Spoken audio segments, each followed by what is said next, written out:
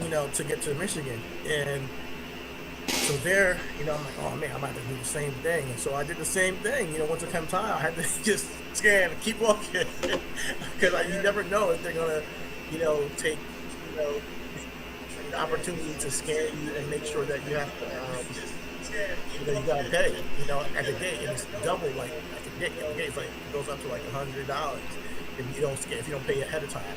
So that was my whole thing, and and mind you, I'm over here drifting because I didn't get no sleep. Shit. And then I get here, and it's just energy. I'm with the family. Got to see my nephew pick me up. Got to my niece. We hung out. Got some chipotle. Haven't had chipotle in a minute. Chipotle. So just hanging out. And yeah, man, just hanging out. And then right before the pod, I just drifted off for like a good, I don't know if it was 20 minutes or so. I found a little nap, and now I'm back. So I haven't really gotten to like really get no decompression. I did get a little bit of sleep on the plane, but not much because I was in the middle of the seat, then I was in the window seat, and it was kind of cramped because it's Frontier. So I wasn't really getting no comfortable Z's at all. But here I am. I ain't gonna miss it if I don't have to. My dog. All right, so my OBS literally stopped recording when you got on. Oh my lord. So I am rerunning the live. Okay, we're live. It looks like we're live. Okay. All right. Rich hit us up and said he can hear us better, but it's a little robotic. So I don't know if it's on me or on you. It might be me. It might be me because. But I hear you clean though on my end through. Okay, let me check. But I am running a little slow on my end. Wi-Fi is connected. Just had to. I saw these airline stewardesses, show them, Oh my God! Here this nigga go, bro. Nah, this is nothing crazy. It's not like it's ice. A little silver chain. All right, so. Silver chain. All right, so. Where are we going tonight? Because you got to guide me. Because I have not done any research.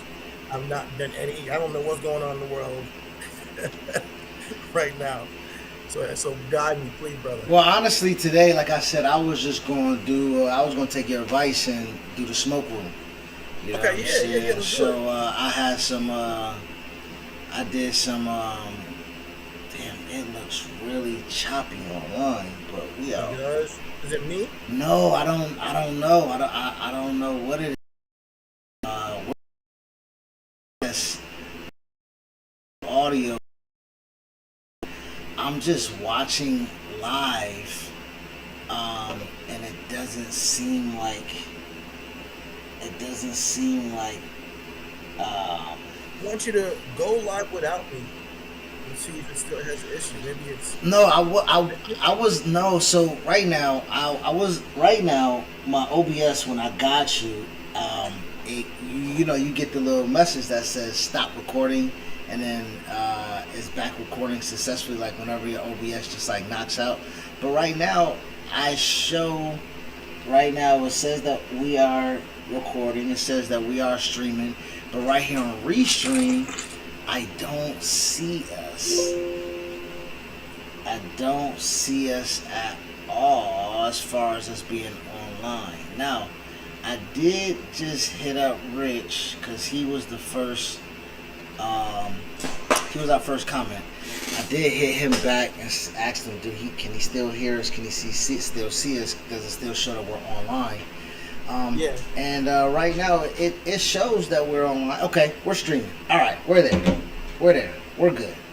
We're good. We're streaming. I don't know how clean it looks. I don't know how choppy it looks, but I am hardwired in on both fronts, so I'm good to go. Yeah, it looks better because I'm watching it on YouTube right now. Okay. Obviously it's delayed, but it looks better. Okay. All right. Okay.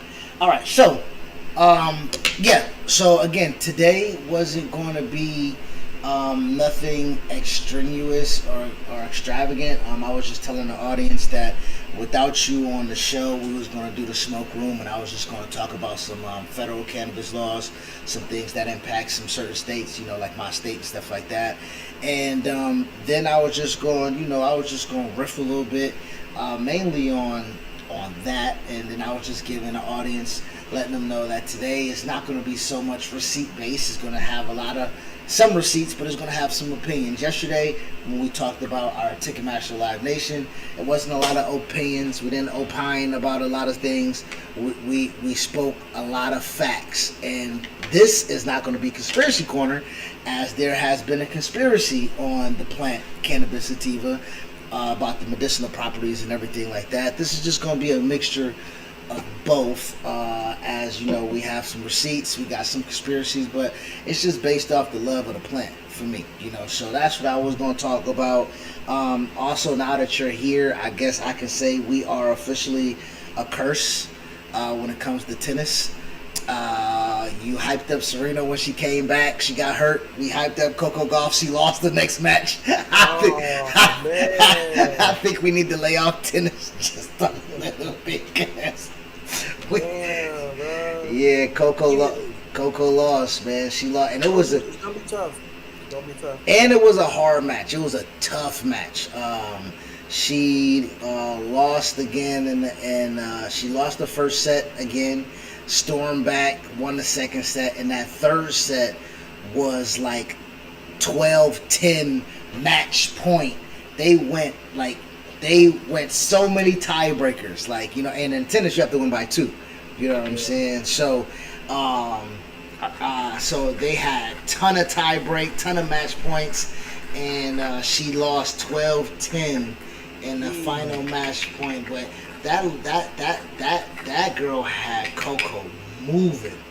I mean, she had Coco moving, and I felt like that was just tough for her to overcome, already knowing that that's one of her hardest courses. One of her hardest courses to kind of tackle. For her to be, back and forth on that. I thought that was kind of difficult, for her to overcome. You watch? I watched the final match. I didn't watch the full match. I watched the final match. And that shit took I don't even know how long. That shit was long as hell. They was going back and forth. I know they was tired. And then I watched France play today. France played Morocco. Shout out to French Montana. He's Moroccan. Montana. You know what I'm saying? But Kylian Mbappe, he one of them boys, nigga. He one of them niggas, because, but they was playing in some heat in Boston. It was hot as fuck. At one point in time, the announcers, because they're outside, they was just like, man, we pray for a cloud. You know what I'm saying? They in the middle of the match, they was like, man, this sun is making it hard for us to just call a game type shit. So then you heard when a cloud moved through and passed the sun, nigga, it wasn't shit happening on the field or nothing. The crowd was just like, hooray, yay! Like it was the biggest play of the game type shit, nigga. It was hot out there in Boston. As I then watched Summer League in Vegas, and they said it was 109 degrees there. So this heat wave is killing, no pun intended, facetiously, it's killing boys out there, nigga. It's hot as hell, boy. So I want everybody to stay hydrated and vote for no to data centers. That's why it's so goddamn hot. Make sure you vote for no for data centers. Speaking of data centers, I'm here with my sisters, and some of them are conspiracy theorists. And they were saying, data centers, you have a conspiracy that the data centers they don't need all this water. They're just conserving it because there's something coming in, with the heat waves and all this stuff. They're just trying to steal all the water. I'm not sure how much I believe that, but I'm like, I've got inundated with tons of conspiracy theories immediately. Listen, man, Listen, we may not be completely over across the globe or across the nation, but we are over in this household. Our content, they got a lot to say, and they, and they really appreciate your opinion and my opinions on things. So I really do appreciate the support that I've been getting, love I've been getting for people who have visited everything is and seen our content and have comments on it. And shout out to the guys in our group chat, the boys, Rich, Ray, Ron, who always going to be giving us support and praise. And shout out to y'all who are subscribed and liking us right now and you comments. We really appreciate every single one of you, whether you're on YouTube, TikTok, or Instagram, leaving comments and liking and following. Every bit of it counts. Every bit of it counts. We really do appreciate it, man. We really do appreciate it. So yeah, and if you're not, join the fray. We'll continue growing. I think we have something here, and it means a lot, to see people joining the conversation. We appreciate what we're doing. Like yes, we have our ways about us, we joke, but we are definitely still people are liking the intellectual conversation, put it that way. People are really happy that we're not some dickheads. You know what's crazy? Rich hit us up. OG Rich, he hit us up last night, literally after the show, because he drives trucks, and he hit us up, and we keep him abreast with what. And he said, "Yo, y'all be on y'all investigative journalist shit. I appreciate that." And honestly, the things that we talk about, we come across, again, it's not always pertinent on our mood board per se. You know what I'm saying? But it does impact a lot of day-to-day activity once you break down and get through the minutia, right? So when we're talking about Ticketmaster and how they are predatory and the nature of how they sell tickets and put fees on top of it, and then again don't even chop out the artists for doing so. When we talk about that, it impacts you. Damn, do I really want to see my if you're awakened, right? It makes you now conscious, okay, I just want to direct to consumer my shit. I don't even you know what I'm saying? Let me find my favorite artist. Let me figure out what specific direct to consumer is available, because I don't even want to partake in this. You know what I'm saying? So it does impact your day to day and how you go about what it is that you want to do. And and with Conspiracy Corner, right? Even when we're speaking about things, our first one was MK Ultra. Shout out to your sister. She suggested it. She requested it. So upon the request, she got the first one. And I told OG Ron, I'm like, yo, Ron, you love this conspiracy? Hit us in a group chat. He was like, bro, I love this shit, boy. Conspiracy, my thing, nigga. I said, well, fuck it, nigga. You pick the next one. You know what I'm saying? Yo, it's crazy because as soon as I got in the car, because I told my nephew, he's in college and he's doing this. And I'm telling you, this kid is brilliant. Jaden, shout out Jaden. He's doing his own content on YouTube. His first video got 20K views. Woo! His first video, look, he has a way of going about it. So, shout out to him, and we'll talk. He put me on game for a couple of weeks. But he loves MK Ultra conversation too. He didn't know we were doing this stuff. So I'm gonna put him on and show him what we're doing and the editing style. He thinks that we should get back on Opus first. He's like, no, stop editing yourself. Go back to Opus. He's on that whole thing. Yo, as much as you can, get AI to do work, do that, because you have other things to worry about. He's super streamlined in his brain, So I like that. I like that. Yeah. He put me on game with this content shit, and he's 20, so he's in his going to second or third year in college. Yeah, it's quick, man. Things go quick. So yeah, man, I just picking up a game over here down in Michigan with the family. The graduation party's tomorrow, and it just feels good to see that our content is reaching people that love support and who are behind us and who are seeing that. Oh wow, they consume it, not just like the content, they consume it. And it's hitting them. Like my sister, who she's a lawyer. She gets a lot of our political stuff. She's like, I know y'all do a lot of it, but on my algorithm, I get a lot of the intellectual conversation you guys have. And she's like, she really appreciates it. She appreciates the conversation that you bring and all that stuff. So like she's getting that stuff, whereas some people might be getting hit with the other hip hop stuff or the sports. And I'm like, okay, so I'm seeing the ecosystem just slowly, germinate. I know we're talking about weed tonight, so gotta bring in the the weed The germination, my nigga, on me. Well, but yeah, man, I'm really happy where we are. I know things just kind of slowed down for this month, but there are a lot of good things that happened over the past weeks that have nothing to do with numbers. and I think that is encouraging for us when we're in this spell, right? Like when we're in it. You know what I'm saying? Being in it allows us to understand that the numbers are important, but the process is the most important thing. You know what I'm saying? Like I think that is the numbers are important. Oh shit! I'm hearing myself. The process.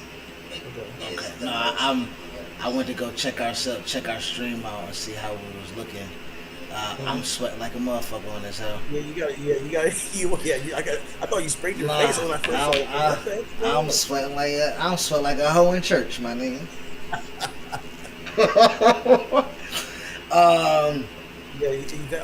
When you watch us, just mute that, but you still see the visual, obviously. But yeah, we're a little bit choppy on my end. I'm not sure if it's on your end, but we're a little choppy. We're good for a little bit, then it's choppy. We're good for a little bit, then it's choppy. Yeah, I'm not really too sure what's going on with that, man. I think we're back. Alright, so I think what I'm going to do is here, I'm going to go ahead and I'm just going to go into the flow of the show a little bit. And I'm going to get us in and out.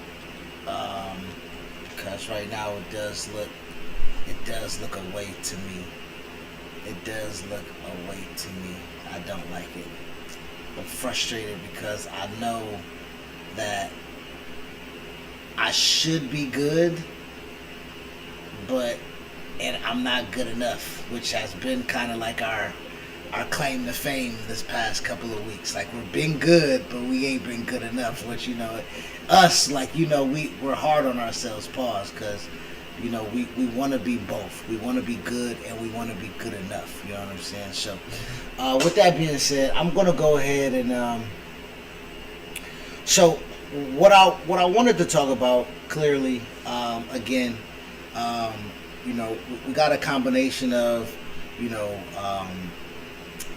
of what we're talking about, and of course we got to bring it all together, with the research of black ownership, social equity programs, and the historical war on drugs thread that's permeated through the talk of cannabis, right? So, realistically, they jailed us for it. Now they're selling it, and they're not cutting us in on it. You know what I'm saying? Like that is realistically where we're at. So just let me tell you a little bit what happened. Again, we're going back a couple months ago, like we have been. Things have been kind of coming in under the radar these past couple months as we've been trying to get ourselves up and running. We've been heavy on a lot of things, especially Trump, DOJ, things of that nature, but they've also been doing some things that we need to speak about. So DOJ officially moved are officially trying to move medical cannabis to a Schedule 3. That is something that is live right now that they're actively trying to get pushed. The hemp industry is threatened by the new federal crackdown on intoxicating hemp, as that is a $28 billion revenue stream right now that's available for those. So in April of 26, the Department of Justice officially moved medical cannabis from Schedule 1 to Schedule 3. And for people who need to know what that is, Schedule 1 means no medical value, high potential for abuse. This is the same category as heroin and LSD. We was just talking about LSD last Friday, and crazy, these niggas created and gave drugs out to the masses at leisure. And they made that, and so they and this is, again, this is not the conspiracy and this is not the receipts, but this is the combination of both. For them to buy up the world supply and then bring it to the United States and then distribute LSD and then make laws behind it to make it a Schedule 3 drug, meaning that if we find out that you used it, that is when you get caught with a Schedule 3, that's time. Like, niggas is getting jammed up for those that. What'd you say? Oh, I'm sorry. Schedule 1. I'm sorry. Yes, for Schedule 1. Yes, when you get caught with a Schedule 1 drug, you're jammed. Like, that's end all be all type thing, right? So, Schedule 3 means that the government now officially admits that cannabis is medicine, which we've all been trying to, proclaim and announce and go to court with, and it's the same plant. Nothing's changed. The same flower. Nothing's changed. It was Schedule 1 in 1973. Now it's scheduled. Oh my Lord! The government's Kevin Feige. Oh man. So right now the DEA is holding hearings to decide if recreational cannabis gets moved there as well. So again, there's two different sides to this. We have recreational, we have medicinal. And everybody should know the difference between the two, but if not, pretty much is medicinal is you got a medical card, you get your medicine, you get seen by a doctor, you have to pay for a prescription, that type of thing. Recreational is take your ass out to Oregon. You know what recreational is. Recreational, you do whatever you want out there. Under what I'm seeing is under the current framework, it says that marijuana is split into both Schedule 1 and Schedule 3, depending on how it's being used and sold. Yep. So Schedule 3 is specifically for medical marijuana. Yep. And Schedule 1 is still for recreational. Yep. So like you said, if you want to do recreational, take your ass to Portland, take your ass to Colorado. Oh, nigga, you think you about to be walking around willy-nilly in Florida talking about recreational? You might as well put your hands behind your back, nigga. You know what I'm saying? Exactly. So, with that being said, now we go into the receipts of what this is, right? Everything presents this. This is how we say things. This is why we exist. The cannabis industry is now worth tens of billions of dollars.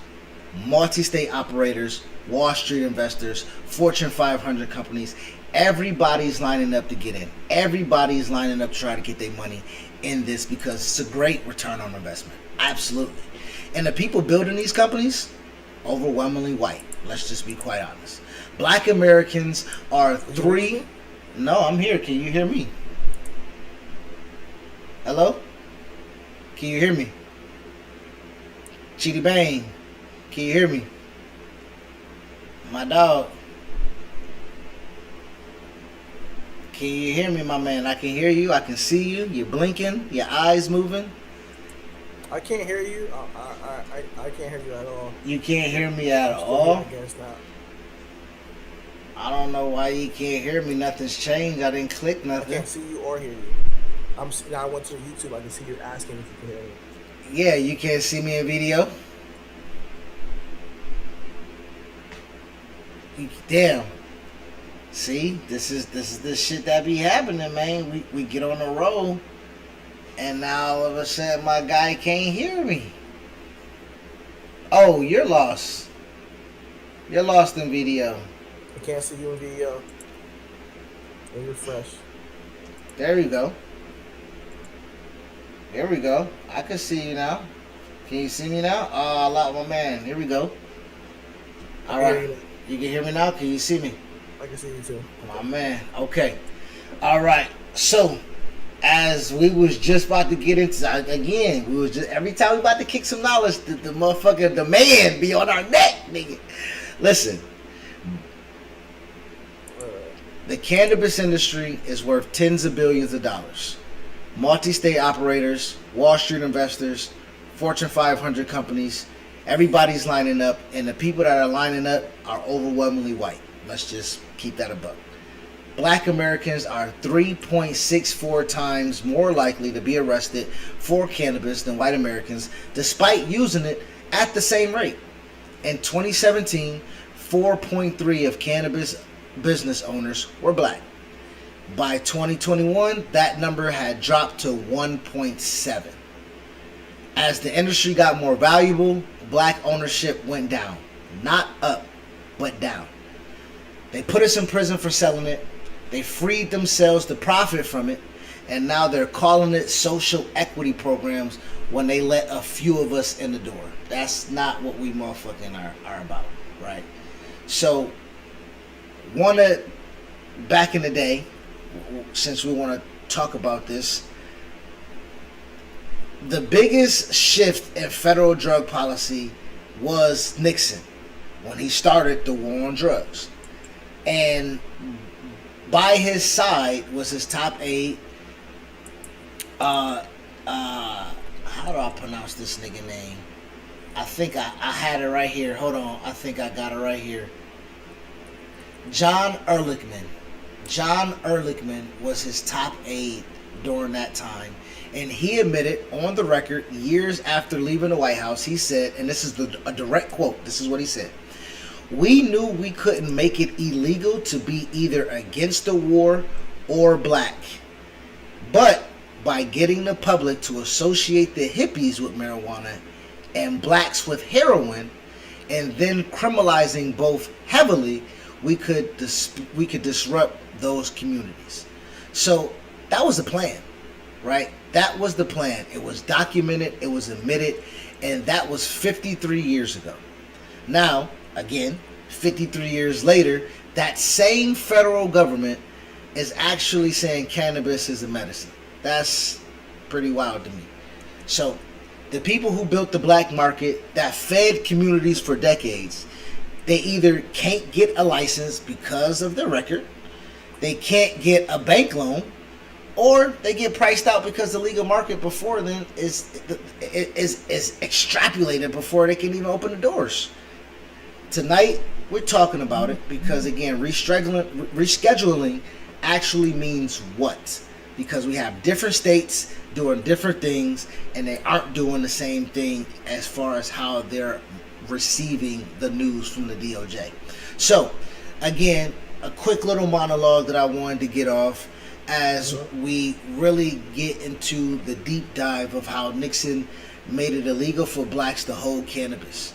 And now the DOJ made it legal to be a corporation to sell it, but the community of black people cannot enter that game, right? And to me, that is something that's very keen to me, as I wanted to do something to get involved with this industry. I knew it, I saw it, I had a feeling of it. Like me and you, we were roommates when we was living together down in Florida, 2018, 2019, and we was like, oh, we have to be on the right side of the shift for this, because this is going to be a boom. This is $1 trillion industry. It's almost like I told Cuz Rich, I'm like, bro, if you ain't a dispatcher, nigga, you gotta hit that road, nigga.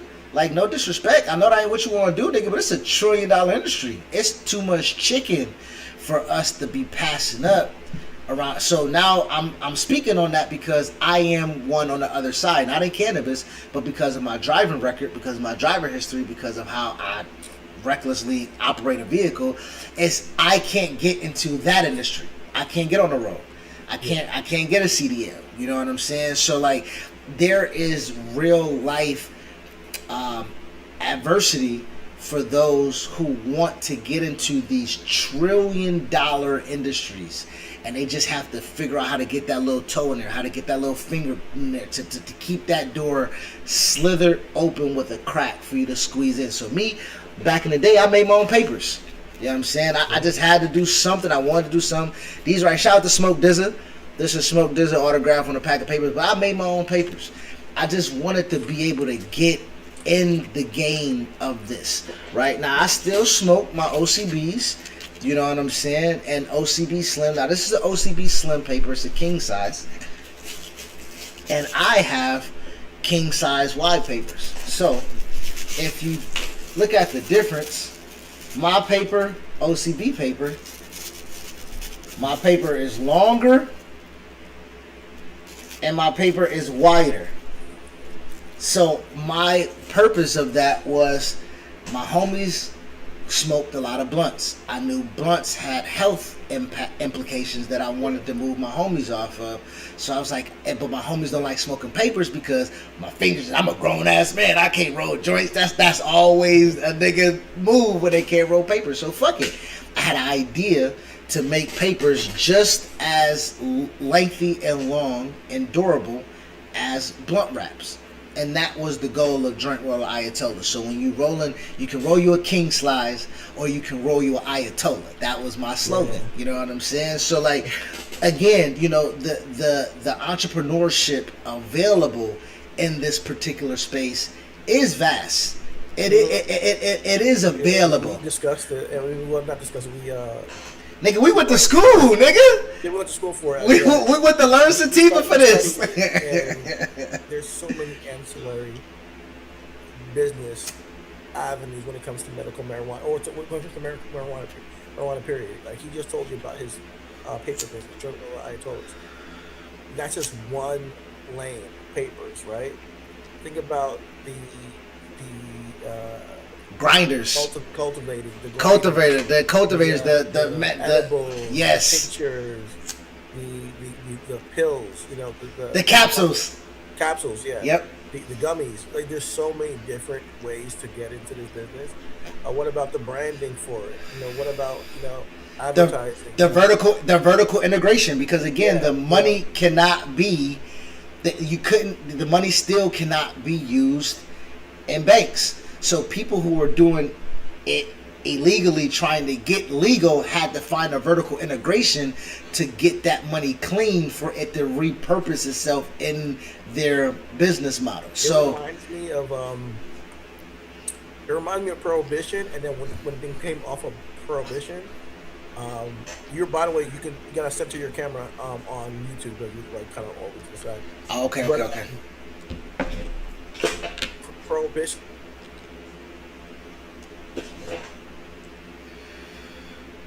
You froze up. You froze up on me on Prohibition. Ah, damn! Is this what Cheetah be going through when he be producing and my YouTube and my shit be going crazy? I am in the control room. This what you be going through when I be freezing up and you yeah, now you back. Yeah, now you back. Yeah. Oh, my God. What you were saying? You were saying Prohibition. Yeah. So it reminded me of Prohibition when it got off of Prohibition and you allowed people, you know, sell liquor.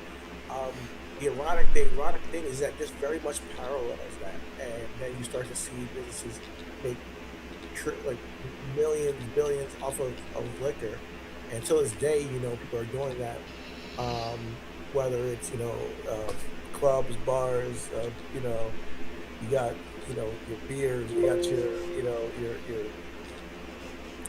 you know, whiskeys, your tonics, whatever. You got your seltzers, you know, to add to it, and people are making money, and there's so many avenues for us to now capitalize on that too.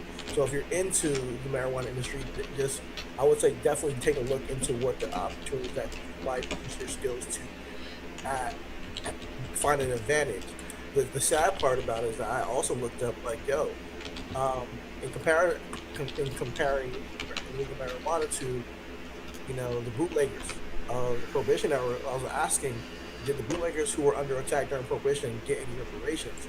And no, the bootleggers who held and operated during Prohibition did not receive any form of reparations, financial compensation, or structural equity when alcohol was legalized in 1933. When the 21st Amendment repealed Prohibition, the legal transition focused on establishing regulatory frameworks and capturing tax revenue for government depleted by the Great Depression, rather than correcting social injustices or compensating those previously targeted by law enforcement. So the historical outcome for bootleggers is extremely kind of related to what was going on with marijuana, but however, it says there's some differences as well.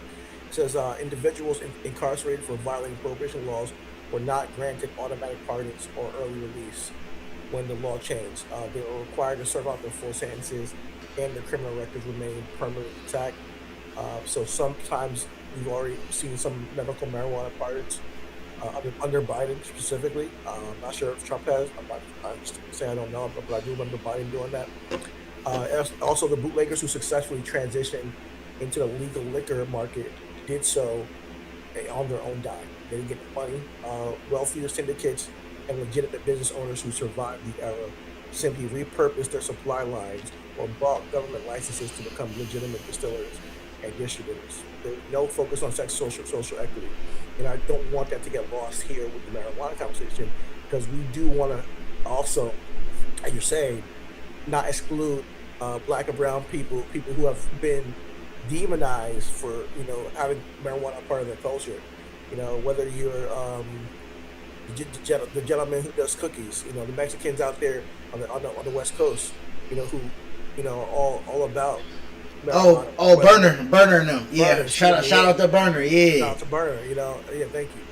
Or whether you're Jamaican, which is a huge part of your culture, and it's a matter of shit. Niggas go to Amsterdam for the red light, and nigga, because you can go to coffee shops. You know what I'm saying? Too, like it is worldwide. There is a destigmatization of marijuana in certain cultures, but yet here in this country, again, it was demonized. It was vilified, right? It was something that, again, my mother-in-law, love her to death. She's here right now, and she is from Jamaica. She is Jamaican and she looks at it and she's like, oh no, and I believe because she's seen the good and the bad of how it impacts or it affects. But with real talk though, has she ever smoked? I believe she has previously, back, we probably talking like 80s, 90s probably. I'm not sure if she hit the cookies. I'm not sure if she had the lemon pound cake. You know what I'm saying? Not sure if she had the gelato 42, my nigga. You know what I'm saying? I'm not sure if she indulged in some of the good marijuana. Yeah, she ain't had a granddaddy. You know what I mean? so she don't know. You know what I mean? But I think what I tell her, or what I say is that for me. There is a medicinal property to it, but there's also a give me some time to sit in a garage, listen to a 3-minute song 3 times, 4 times, it's about 15 minutes, and let me smoke. Give me some time. You know what I mean?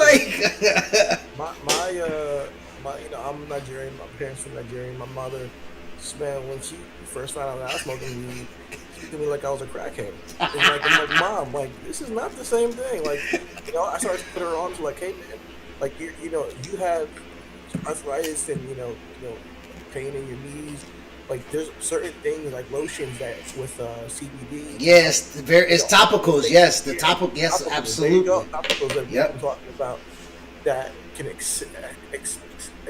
accelerate healing or just give you a little relief, and these are huge things that can benefit people. And I think the more and more she trusted me with my knowledge growth, the more and more she understood that it was something that I was just gonna turn into some crazy drug addict, Yo, and me, I'm a type of person who if I'm not a guy who likes to hide who I am from people. I like to hide what I'm doing.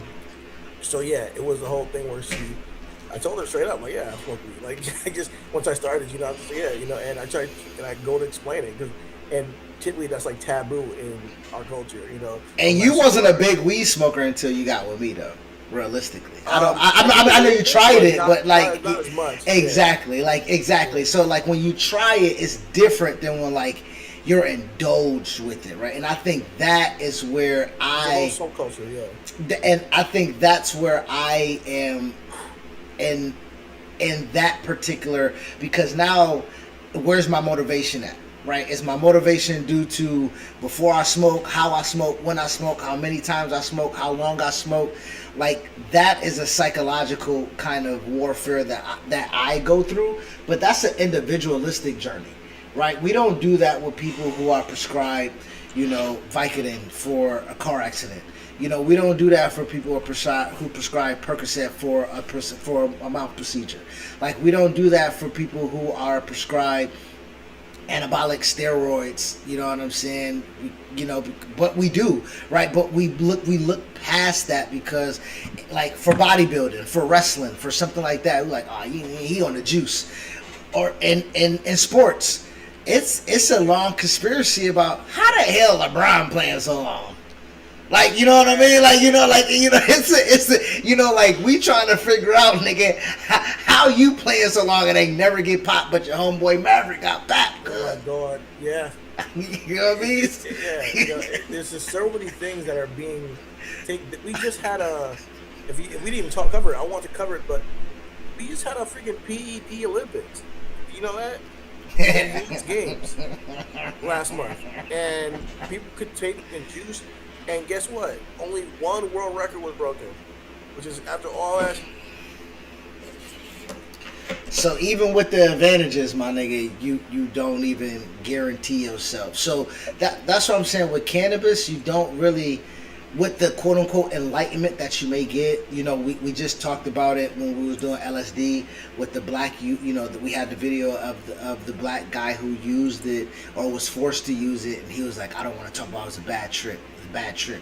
Like every time we get these illicit hallucinogen drugs, they're not always what, again, that hippie movement was portrayed to be. There was a lot of, and with cannabis, we still haven't found a lot of drawbacks. You know what I'm saying? Like there isn't a lot. Listen, it's more drawbacks to ketamine, and that's a Schedule 3. Bro, Tylenol has codeine. That's a Schedule 3. You see what I'm saying? Like, there are certain, again, anabolic steroids are a Schedule 3. Those are all Schedule 3 drugs that I believe harm people more than cannabis. Now, that's my opinion. That is not a fact check thing that I'm running off right now. That's an opinion of me. But one of the fact checks that I did get that is verified is that the DOJ officially moved state licensed medicinal marijuana and FDA approved cannabis products to a Schedule 3 in the final rule published by the Federal Register on April 28th of 2026. So to Chief's point, our point, if you have a medicinal card, if you live in the states where it's only medicinal only, please do yourself a service. Just get your card. Even if you are still on cop on the street, even if you still want to get on the black market, if you still got your homeboy got better prices, I would just say do yourself a service and pay whatever state regulatory fee that you have to, just in case you get pulled over and you're just straight. Because again, we are jailed as black and brown people, or just black people. We just got black Americans for this number. 3.64 times more than a white American. So to all my black homies out there that is against it, bro, they already got your information, my nigga. Hey, only thing I tell you not to do, don't fall into the biometrics of stuff. You know what I'm saying? You don't necessarily need the biometrics for the fingerprinting and the facial scan and shit like that. I ain't telling you to fall for that. What I am saying is that I have an echo because I'm not muted in the video. Appreciate you, Rich. Appreciate you, big dog. All right. So what I will say is, now I can't hear you at all. My God. Okay. Now you can't hear me at all. Unfortunately. Now you can't hear me at all. Alright, now No, you good on the Discord. I think he said now you echoing out, Chris. Alright. Here's the thing. What's up, brother? On Discord, I'll just listen to my phone. You sure? Yeah. So alright. So my man said we got a little echo, so we're gonna go ahead and try to fix that real quick. But as we fix that, Chidi, you spoke of the tax trap. So let me give people what the 280E tax trap is. And this is a money moment. Okay? Let's see. Oh, shit. Is that you calling me? Yeah, it's me. Okay. My God. Okay, hold on. Let me change something here.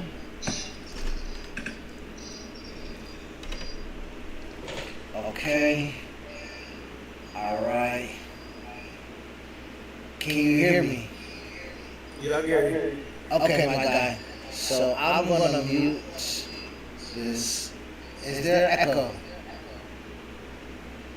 Do you hear Is there an echo on my end? I don't hear echo on your end, but let me go. I can hear myself, but I think I gotta keep you with the video because that's where you are. Hold on, let me check OBS. All right, yo, my man Rich, you my guy. I need you to let us know. Can you hear Chidi? Is there echo? Is there echo? Can you hear Chidi? Yes, it is echo. My niggas. Yes, it's echo. Yes, you hear Chidi. Okay. Is there echo for both of us or just Chris? Alright. So I am now. Okay. So I don't know if we have fixed it, but I got you percolating right here on the screen. Let me just change this to. Alright. So I can see you. I can see your peaks. I can hear you. I don't know if you're echoing. I can't hear an echo on my end. Oh, now Chidi's echoing. Rich just said it in the chat that I'm echoing. Okay, now Chidi's echoing. All right. So let me. Okay. All right. So I think I might have got this fixed. I got the. Hello, Discord. No.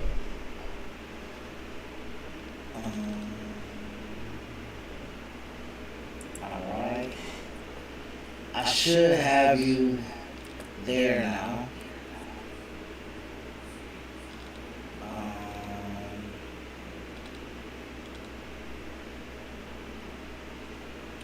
Alright. He's now. Let's get into this. Let's ask the homie. Are we good? Are we good? Oh shit! I'm in the wrong computer typing.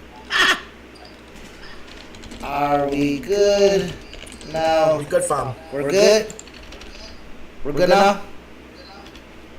I don't know. Okay. All right. Well, I don't see. Discord. When you're in OBS, Yes. you have two audio sources for you. Yes. I have my mic and then I have Discord.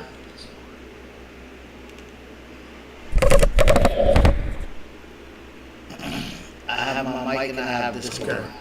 So should I mute my mic? Oh yeah, mute my mic. I think, and then I have to go.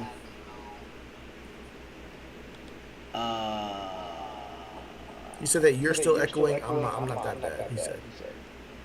Okay. But I'm still echoing. 1, 2, 3, 4. Did the numbers echo? Okay. So now I just turned off my mic and I'm just using Discord.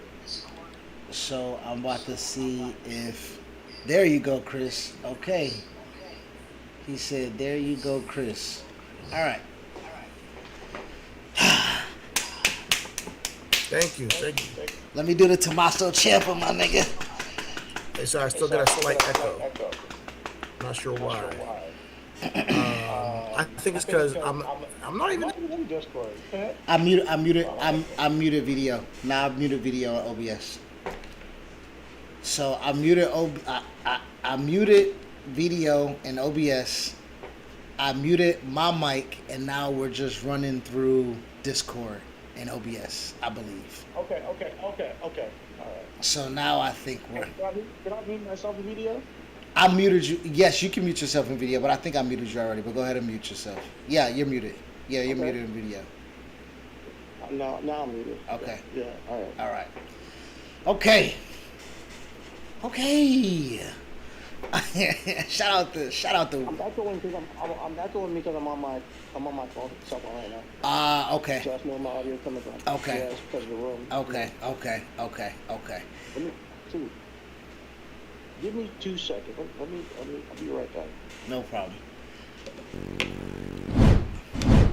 So, as my guy just stepped away real quick, let me go ahead and talk about this 2OE tax trap real quick. just so I can kind of get this off, because I lost my place a little bit. Under Schedule 1, a federal tax law called Section 280E forbids any cannabis business from deducting normal business expenses, rent, payroll, utilities, marketing from their taxes. So that was just a loss for most people. Cannabis dispensaries are currently taxed on gross profit rather than net income.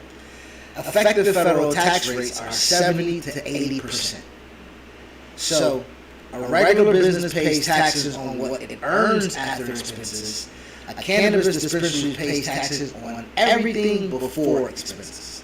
Moving to Schedule 3 eliminates 280E entirely. So, what that does is just opens up, again, a brand new stream of revenue for people who were down on it. I think the number was 28 billion from what I looked up earlier. 28 billion dollar industry, hundreds of thousands of jobs. Companies are aggressively fighting back.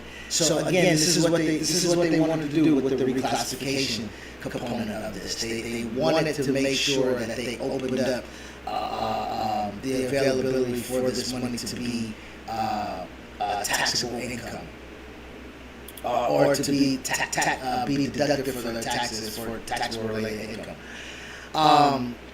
What I wanted to bring to this is that a black-owned dispensary trying to build generational wealth is paying 70 to 80% effective tax rates, while a white-owned business 3 blocks over is operating in other industries is paying normal rates. This is not a level playing field, right? This is how the mechanism of economic exclusion is dressed up as drug policy, right? What this rescheduling does not do for nuance, it does not allow for federal legalization. Cannabis remains federally controlled. That's a fact still.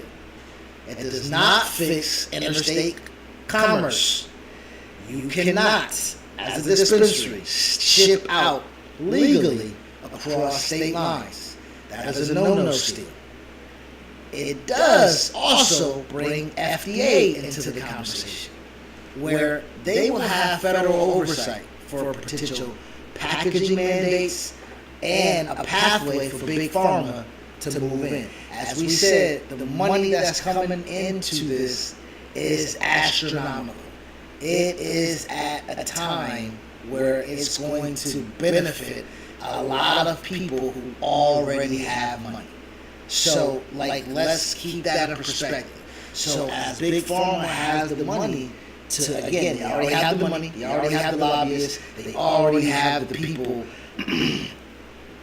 at their disposal to change law.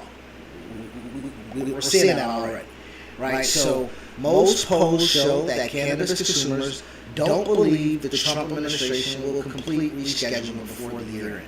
So we gotta again stay on top of the things that he's signing and the things that he's not signing, right? The FDA will potentially ban unproven health claims on packaging, right? Where we say, this joint cures anxiety, or this cannabis that you about to get, it helps kill cancer cells. They're going dead on that because if it's not proven, the FDA has the ability to say, nah, right? And honestly, that helps. I ain't gonna hold you. Don't lie to me. Just tell me what this, if this is indica, sativa, hybrid, the THC percentages, give me the terps. You ain't gotta sell me on too much. So I don't really need all the unproven health claims anyway when it comes to me buying weed. Dispensary packaging could eventually look like prescription pill bottles, where cannabis facilities will face pharmaceutical grade manufacturing standards, and small black-owned operators who can't afford those upgrades will get priced out yet again. So, we have to understand that even though the rescheduling of our favorite plant has some connotations that will help, it will also still hinder a ton of people. Now, what we also found out, and this is major, this is big news, the Supreme Court recently made a major ruling that affirms cannabis users' Second Amendment rights to bear arms. They affirmed it. So therefore, this is a massive shift in how federal government approaches the crossover between state cannabis legality and federal rights. So the Supreme Court saying you have the ability to bear arms as a cannabis user. So with me, with my firearms that I got in the crib, me having my medicinal card, all of that is under the guidance of what they ruled on. So that also is a major, again, demarcation in what is able to be presented, right? Because for a while, cannabis users, gateway drugs to all these other things, they weren't able to participate, or they were trying to have their right, their Second Amendment right, stripped away from them. You had to pick or choose. That was the majority of what the states were legislating. So again, I spoke about my state. I'm in Florida. Despite the momentum for reform, we did not get the ballot passed. We do not have the availability for recreational use, but we still have the ability in Florida as a strictly medicinal use, which is fine as long as I'm able to, as long as I'm able to have the right to bear arms and have the ability to smoke my cannabis. I'm straight. Are you back with me, Chidi? You back?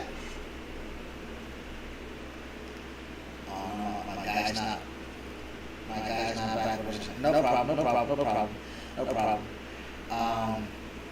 So shout out to states like Virginia. They have a roadmap. To retail. State leaders finally reached a negotiated agreement for adult use retail sale, which are slated to officially launch July 1st, 2027, so next year. The framework includes low initial tax rate, micro business licensing, and automatic resentencing for past marijuana convictions. So shout out to Virginia doing the work, okay? We have other states like Illinois, major overhaul. Right, Illinois signed major cannabis omnibus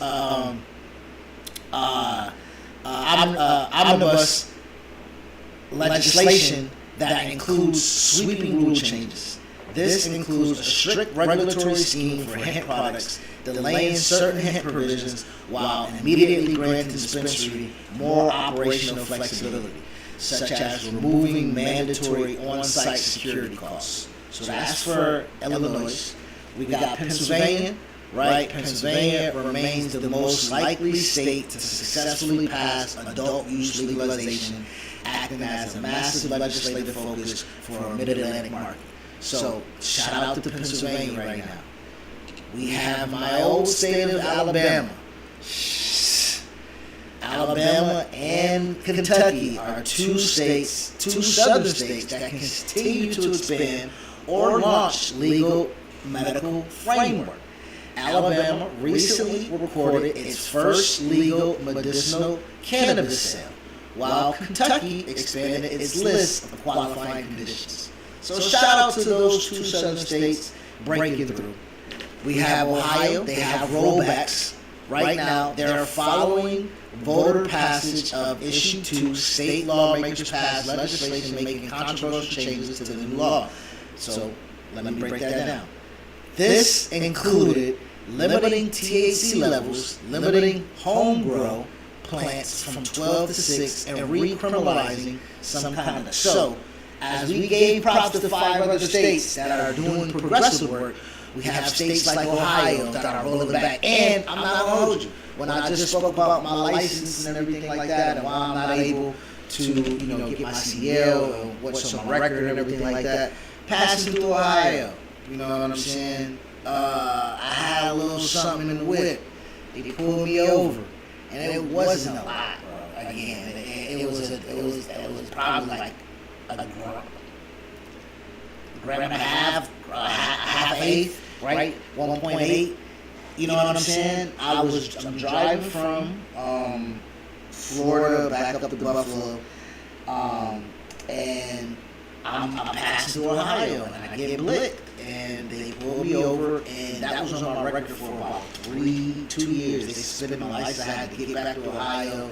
I had to pay some court fees, pay some court costs, but it was a conviction on me.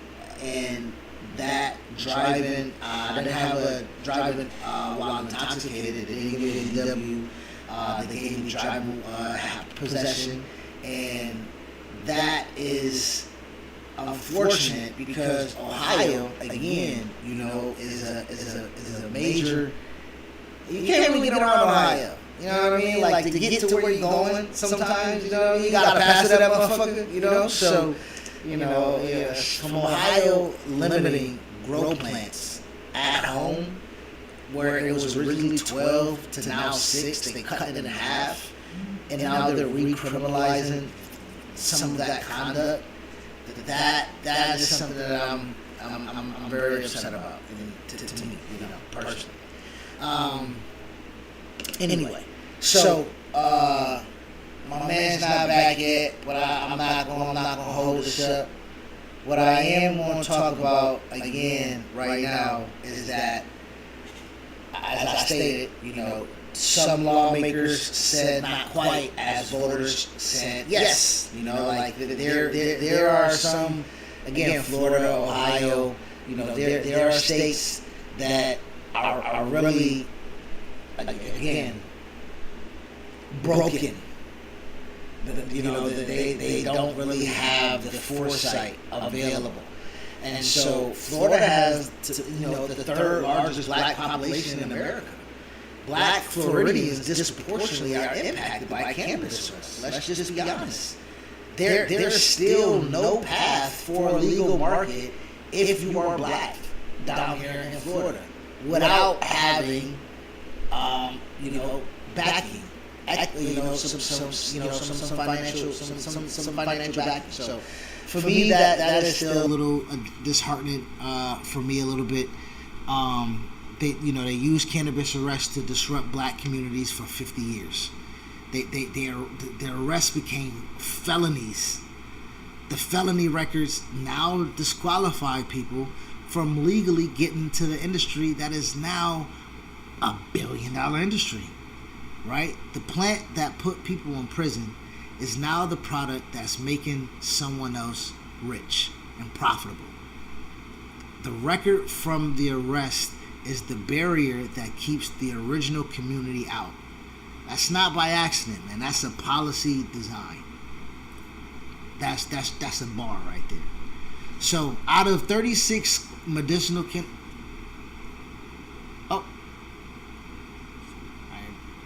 are you back?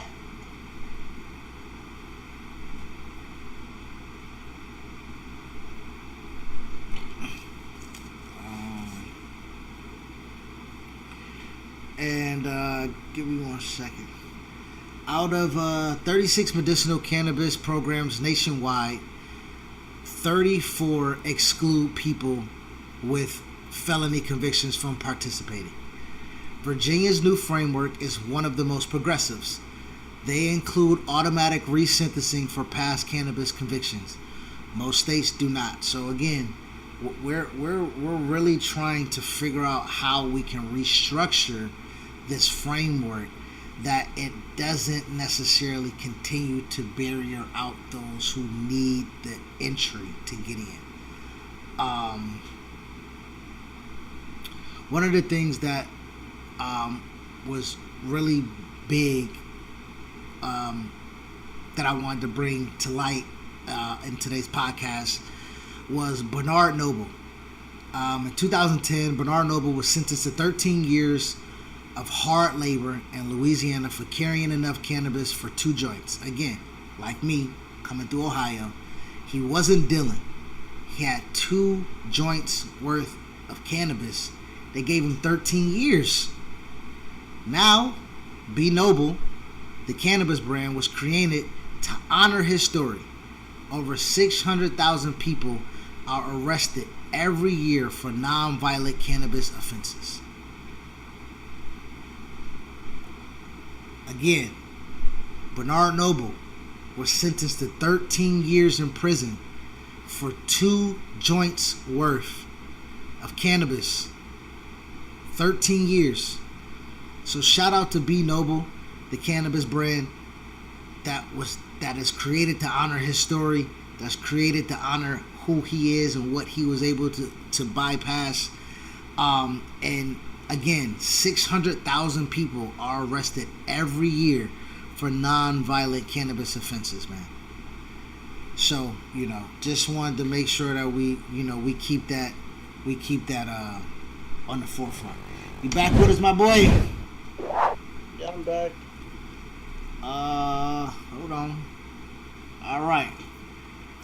I think I see you. I'm in a painting right now, but I think I see you back.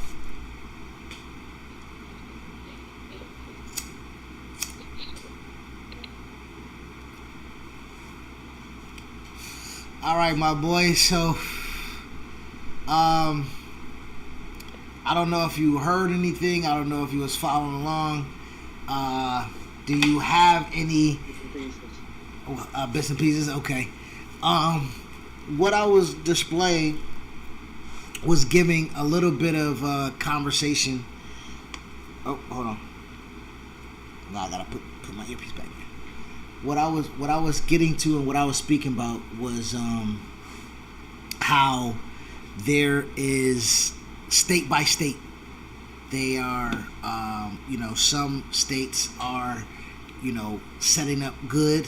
Some states are still a little apprehensive, and then we have some states that are just rolling back stuff, right? So, again, there's a framework that is still there that is disproportionate to those who are who have been a product and have been recipients of this war on drugs. You know what I'm saying? The black families, the story of Bernard Noble, who was sentenced for 13 years for having 2 joints worth of cannabis. Breaking up on my end.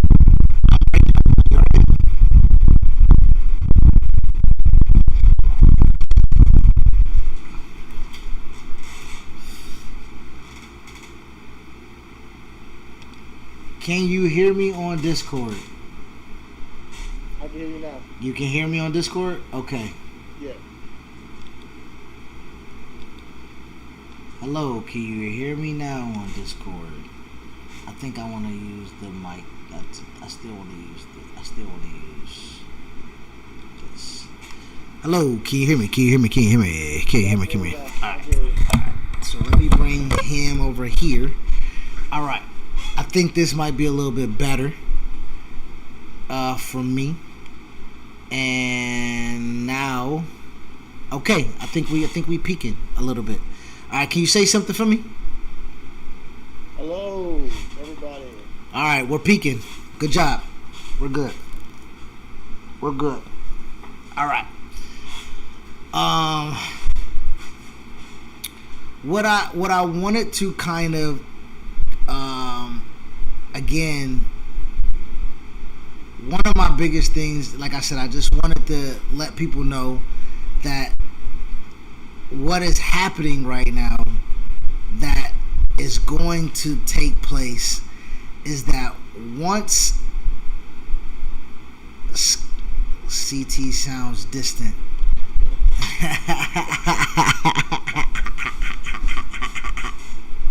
I should have brought my headset. I really should have brought my headset. But yeah, you just gotta be distant. Okay. You have to be distant. That's fine. So what I wanted to get into was I spoke about the guy that was the aide of Nixon, right?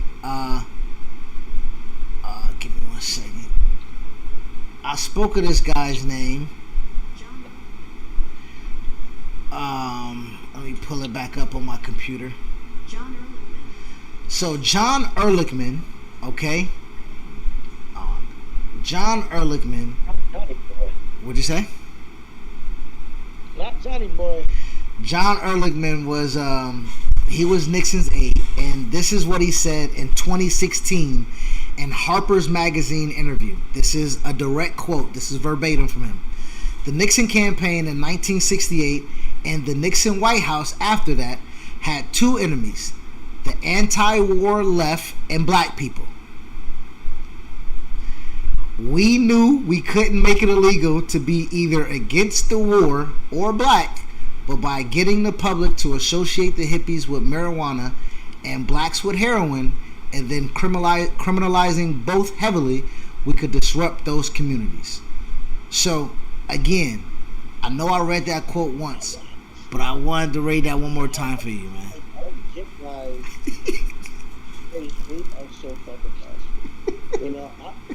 This is where I get pissed off and I go on my rant, because it's like, why is there such a concerted effort to disenfranchise black communities so much that the government wants us to like take care of it, like as if we shouldn't like it's just this is 2016 he said this.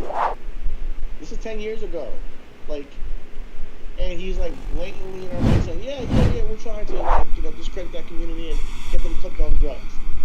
Like, why is this not like it's like we're living in a place where we are going crazy by calling out the blatant racism, blatant hypocrisy, the blatant lack of care of people. And so basically any liberals or any type of person who, am I frozen? Yes, you are frozen, my guy. See, they don't want me to cook. They don't want you. They already know what time it is when we talking this real, cuz. They already know what time it is. I got you on a refresh. You back? You back here? Bullshit, yeah. You back here? Shit. They already know what time it on, man. We They don't want me to cook. They don't want me to cook, man. But read that quote again. Read that quote again. One more time. What'd you say? Read that quote one more time? Yeah, from Johnny Boy. Here we go. Johnny Boy said in the Harper Magazine, quote, the Nixon campaign in 1968 and the Nixon White House after that had two enemies: the anti-war left and black people. And black people. Like, what the fuck? We knew we couldn't make it illegal to either to be. Me for? But on me. Oh God. Black people ain't anti-war, my nigga. Why and black people? Cause like, why we in there, bro? My thing is like, we have this thing where we look at our government and we rationalize why they have to look at their own people as the enemy. That's the part that I get a real problem with. Why we rationalize our own government looking at us as the enemy? And then when black people want to say, listen, we've been the target of discrimination for ages and ages and ages, people want to say, well, you're not a slave anymore. Oh, well, things are not as bad as they used to be. Oh, well, you're having a victim mentality.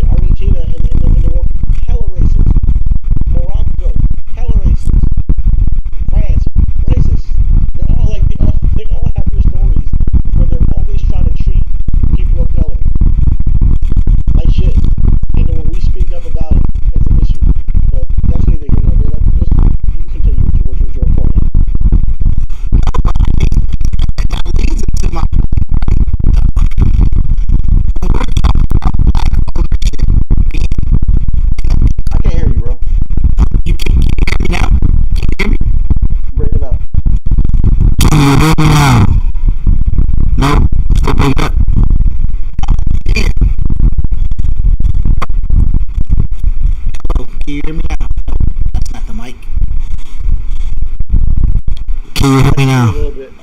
Can you hear me now? You still Better. it's still breaking up or still? It's still breaking up, but it's better than before. I don't know what the fuck going on, gang. I'm about to keep this motherfucker right here, cut.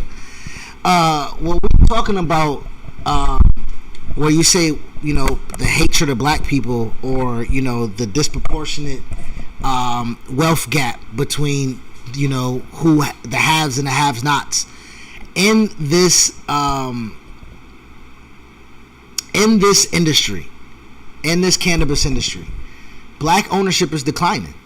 Again, in 2017, 4.3% of cannabis business owners were black. In 2021, 1.7% are black. Those are the numbers, right? As the industry went from underground to multi-billion dollars business, black ownership was cut in half. 81% of cannabis business owners are white.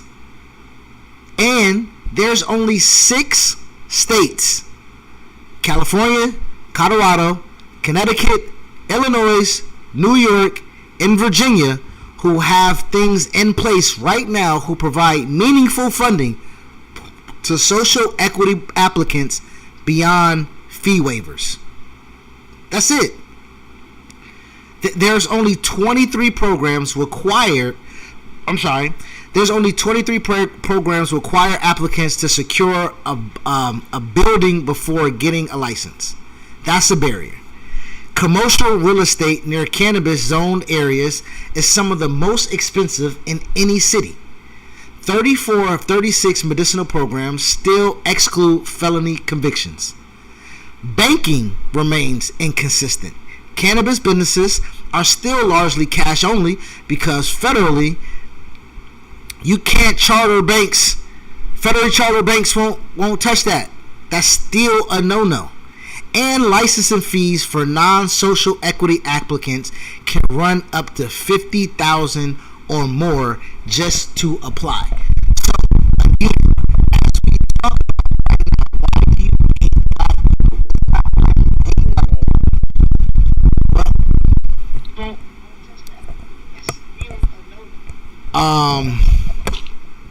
I think you're breaking up because you're frozen right now.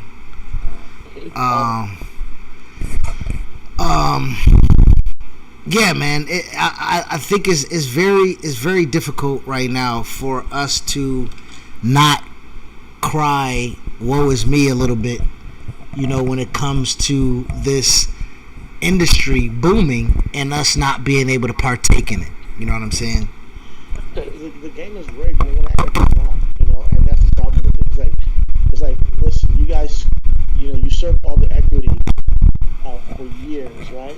And say this is off the back of Black Americans' hard work, right?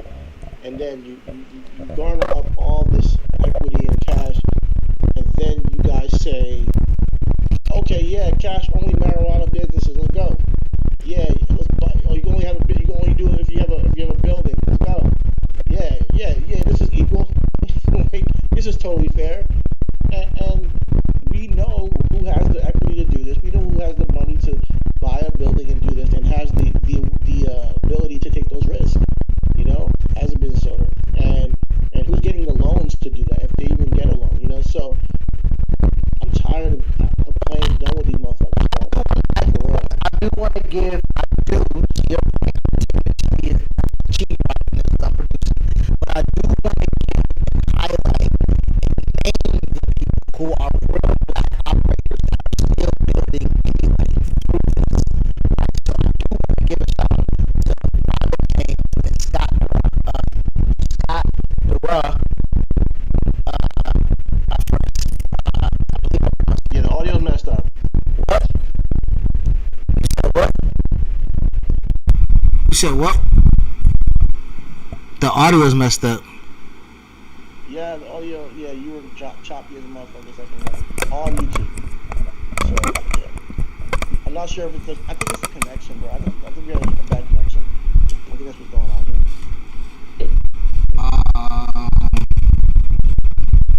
I'm not sure. Right now in the control room, it shows that we are breaking.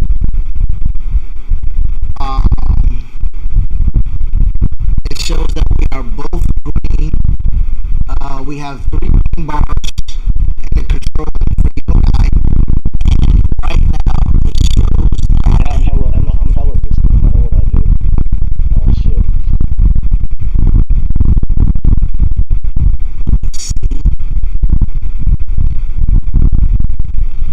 Let me see something.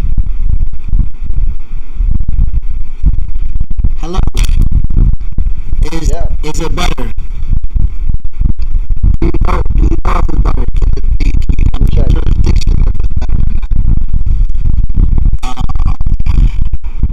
That sucks.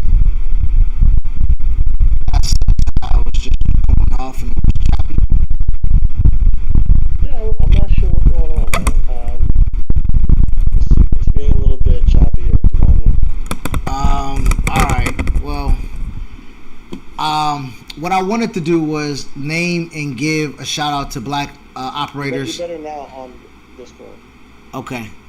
I wanted to give shout out to Wanda James and Scott Dura for their company, Simply Pure, the first black and veteran-owned dispensary in America, founded in Colorado in 2010. So I gotta go to Colorado, and I gotta go to Colorado, and I gotta shop with them first and foremost. I would love to have them on the pod, honestly. Okay. To see how they honestly implemented that, how they were able to get that off the ground, and where did they start? How did it, where did they go? Because it's good to put people on game, especially people who are black who are doing it. Who are one of the 1%. You know what I mean? Literally one of the 1.7%, my nigga. Shout out to Kika Keith. I hope I'm saying your name right. Kika Keith. For Gorilla RX Wellness, the first black women-owned dispensary in South Central Los Angeles in 2021. I want to give a shout out to her. And Hope Wiseman, Mary and Maine, Prince George County, Maryland. So that's PG County. One of the youngest black female dispensary owners in the country. And Roland Connor, Smack Village, one of the first black-owned social equity dispensaries in New York City that started in 2023. So right there, 1, 2, 3, 4. Those are 4 people that are breaking the mold realistically and showing that you can do it. Like, you can make it through. And shout out to, again, these are black women, right? You know what I'm saying? Yeah, black woman, man. Black women inspire us. Somebody just kind of said my guy looked like Ricky Williams. What's up, man? I appreciate that, man. That's a compliment, dog. I fuck with that. Ricky Williams, one of them ones. Yeah, is that on Twitch? Yeah, on Twitch. On Twitch, man. I appreciate you, man. Chris sound like he outside in the wind. Oh, that must be my fan. My bad. That must be my fan.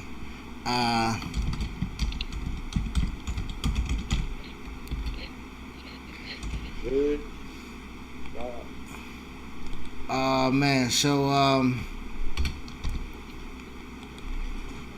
yeah, so we got right now the hemp Wild Wild West as well. Something I just want to point out before we try to figure some things out.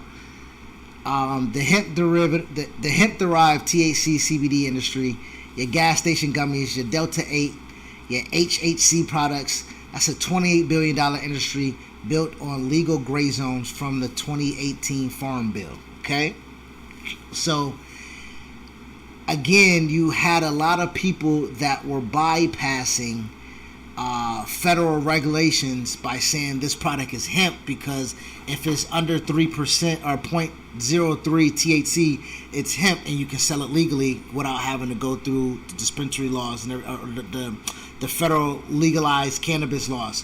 So you have some people, some gas stations, some corner stores that operate selling hemp but THC.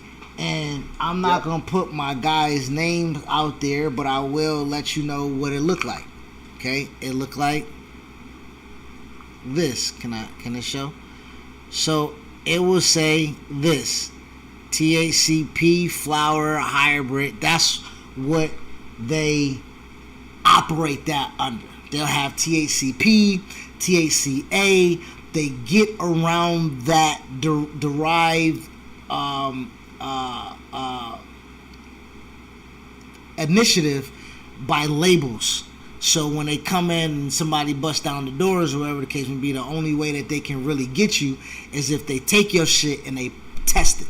You know what I'm saying? So unless nobody makes it hot around your block, that's how a lot of people are operating under this farm bill that happened in 2018. The federal government is now moving to redefine hemp based on total THC and ban synthetic or synthesized cannabinoids. So again, you won't get a lot of synthetic stuff. You won't get a lot of THCP, THCA, THC, whatever else. They're hammering down on that. The DEA faces a class action challenge from hemp businesses over this reclassification. And Congress, again, has until November to act before hundreds and thousands of jobs are affected by this. So, again, it ain't all good with this rescheduling. And, again, if you know what to do and you have the ability, it's not really all bad for you to operate still under the guidelines of which they created this gray market that existed for 6 years of $28 billion, right? Because it was making money, realistically. And now it's going to shut down right as legal cannabis market is being restructured to benefit large corporations. It's timing, right? So you got a lot of people that was operating within those guidelines will be kind of washed away because, again, their operation does not have the infrastructure for them to be legalized cannabis dispensaries. They just operating as gas station or hemp store, or you can buy your glass products here, you can buy your papers here, oh, we might got something in the back for you. That's how they're operating. So they're doing a kind of sweep to kind of get all of that out the way so they can come in with their Fortune 500 money, with their Wall Street money, and they can go ahead and take over your block. That's kind of what I see that as. Yeah. Shit.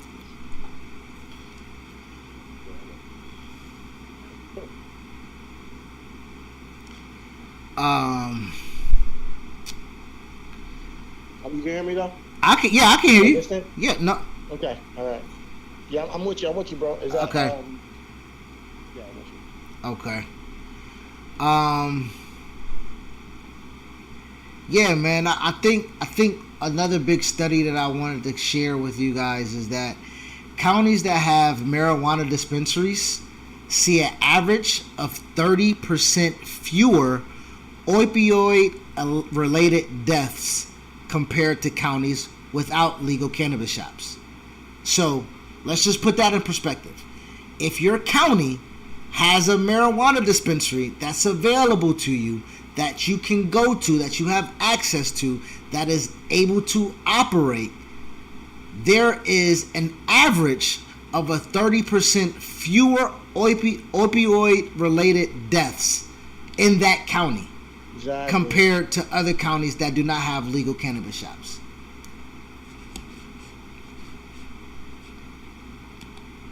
Yeah, I'm with that. Like, you know, we have the opioid crisis in America right now that's going crazy, and a lot of times we like to just demonize people because of you know, certain ailments they've been under, accidents they've happened, and that's why it's so important that it's a Schedule 3 drug instead of a Schedule 1.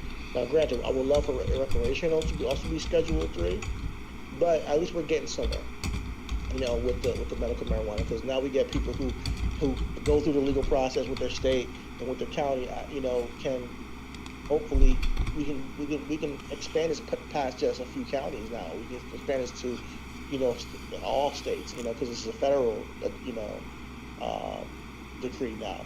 But however, there are a couple of states that have already put in appeals to fight back on this. So absolutely, you know, absolutely. So we gotta be aware of that. Absolutely. And again, shout out to the 6 states that are that is making it that have the social equity applicants available put in place. And shout out to Virginia and who in fact are allowing those that have resentencings for their cannabis related arrest on their record. So shout out to that. I think one of my biggest takeaways, and I think we can kind of figure out how to wrap up with this. One of my biggest takeaways, again, that I want to speak about is the Supreme Court gun rights ruling. And I just want people to be aware that Supreme Court recently ruled that cannabis users can retain their Second Amendment right to bear arms. And that's super significant as the federal government approaches the crossover between state cannabis legality and federal rights. For black men specifically, again, historically, the most targeted by both cannabis prohibition and gun control enforcement, this ruling has a complicated meaning worth discussing. And again, I just want people to understand and do your own self-justice. One, do yourself, first and foremost, for what I personally believe that you should do first. You have to, I believe, get your gun license or buy your guns legally, register them. You do that first. I believe that is what you did. I know in Florida, that's what I did first. In Florida, I purchased my guns first. Had to go through the background, whatever the case may be. I actually bought my joint from the pawn shop. I bought an AR from a pawn shop for Father's Day. That was a Father's Day gift I got for myself. I tell you, kid you not, I do not know how I feel about that. Because anybody can get access to it. I know, that's what I'm saying. Like, but I did have to go, had to do a background check. I had to give him my ID, give my social security number and everything like that, and I had to wait 3 days for the pickup. So that was what for that, and I'm not sure if that's for all, but I know for that particular where I went and the particular rifle that I picked up, that was my procedure. Now, again, I'm saying this as a black man because I got my rifle and I got my firearms.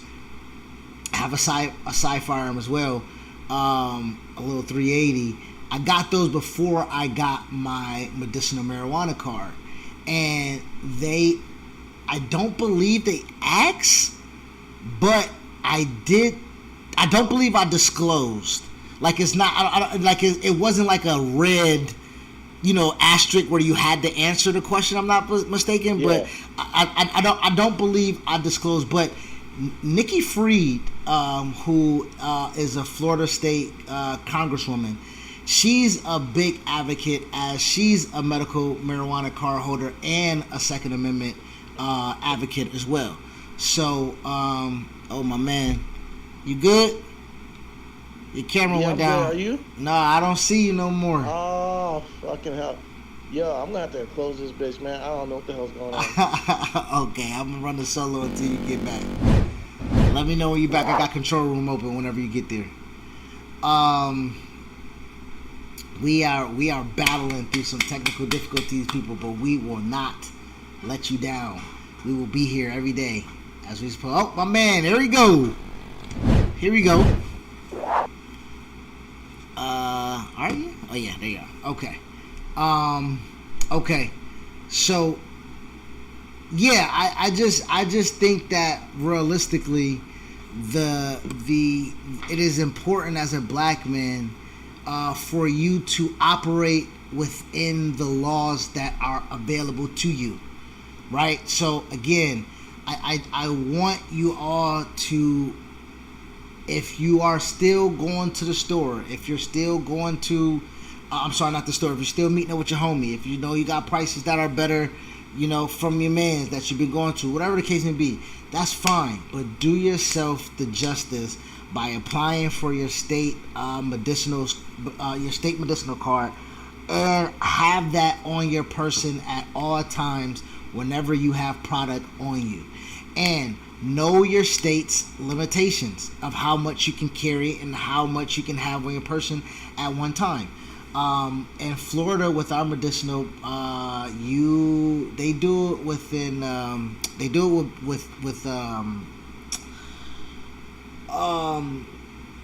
it's a rollover situation, but you can only access, I think, 2 ounces per 35 days.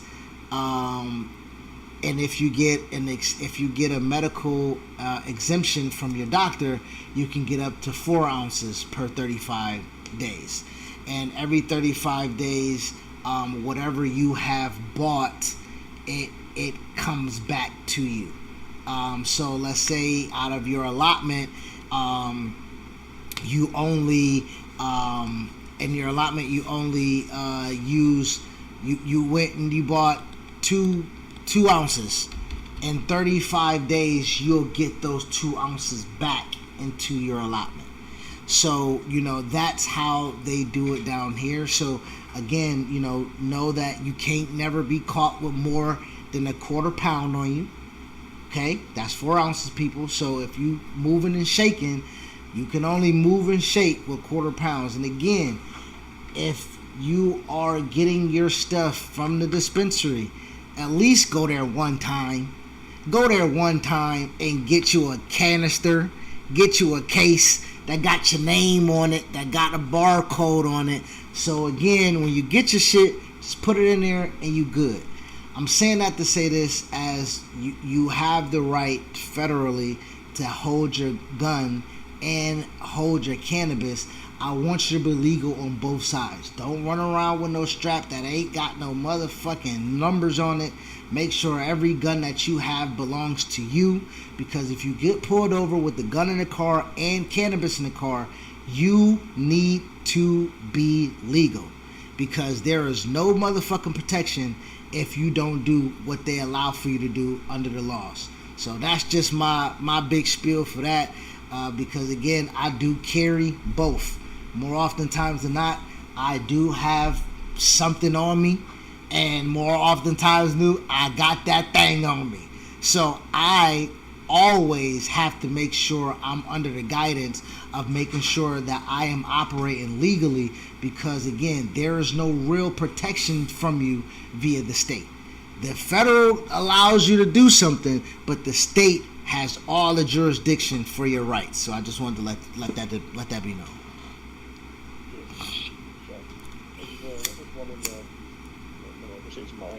Thank you for informing the audience about that, because it's very vital that we take the necessary precautions to protect ourselves and keep strict to ourselves. My nigga talking to me like he cussing his bitch out.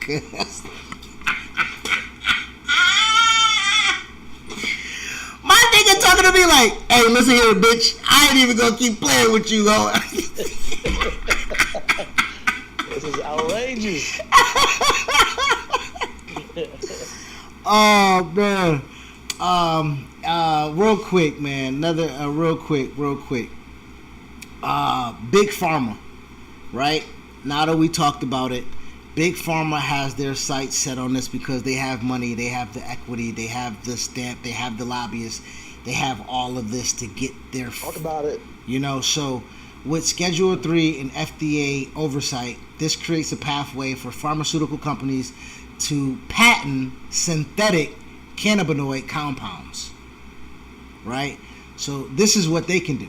They have the ability to make synthetic cannabinoids, patent it, and then go ahead and sell it to you at CVS by a prescription. So I just want everybody to understand that if you go through FDA clinical trials and eventually they sell them at CVS by prescription, that ain't gonna be the weed you want to smoke. I'm just gonna let you know that right now. If your ass ever come on a rotation and you got something from CVS, nigga, you might as well smoke by your motherfucking self, cuz. I ain't gonna hold you. Listen, this is not something we need Big Pharma coming in and getting their greedy ass fingers in and trying to tell us how to medicate, because we all know what they've done with the opioid crisis and how they're gouging prices when it comes to cancer medication. Next thing you know, you're gonna be paying $180 for 2 grams. Bro, somebody in the shout out to the homie in the chat, man. Cricket, he put in the chat. He said it's shocking that in 2026 cannabis is not legally federally. You can buy an ounce a day in Washington for like $70. I'm like, nigga, I need to go to Washington State, cuz. I'm like, that's where you from, nigga? What's happening? You know what I'm saying? Word up. 74 a zip, cuz. You know? Damn. That's what we talking about. But again, pharmaceuticals being able to, them being able to have a gateway into this would allow, or this would disenfranchise state licensed dispensaries, because they won't be able to keep up with federal regulated compliances costs as Big Pharma gets into it, because they'll have the money to pay it. Whatever the feds deem that price to be, the Big Pharma will have the money to spend it. So then they'll be able to price. So who wins in that scenario? And we're gonna go backwards because we ain't listening to the motherfuckers anyways. Because we're gonna go right back. So doing it and growing in our damn no, self. nigga, come on, so y'all doing it all wrong now. Y'all doing something good, and then y'all fucking it all up by trying to get y'all hands involved in it, man. Like, so, Big Pharma, I think that's something we need to pay attention to again. As you know, I remember, the big news of when weed was decriminalized in some states, especially New York State. Now, you see New York State where niggas be smoking big ass zooty packs, nigga, in front of the cops, wishing niggas to say something, nigga. I cannot do that in Florida, my guy. You know what I'm saying? Respect, Florida. New York, man, during the Knicks victory, oh god, it was gas everywhere. Oh my. Niggas was smoking all type of Wimby pack in New York City, cuz. You couldn't catch a bus, you couldn't catch a train without catching a cop that time, bro. It was alright. Smoking that Wimby pack. For real. Oh, man. Yeah, so again, people were giving out free weed, for real, at the bars and everything. People just handing it out like candy. It was crazy. It was all love, too. Like, that's what I'm talking about. It was like real love. But that's what the government ceases to understand when they try to make themselves a part of something, right? They did it with LSD, right? They fucking created the Grateful Dead, first and foremost. They created anti-government culture with that. And with cannabis, they don't understand how this is a gateway to friendship. This is a gateway to community. This is a gateway in between through lines of ageism and colorism and all of that. I want to be straight up. I'm in my local Family Dollar down here in Florida in Polk County, and I smell like some dank. I think I got a clip in my ear, knowing me. Older white dude. You can see the sag on his skin, the blue veins on him, everything like that.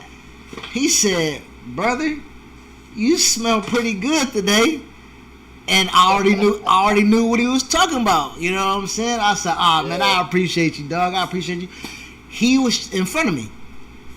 He left out the store, waited till I checked out, and when I came outside, he's an older dude, swear, he like in his 60s.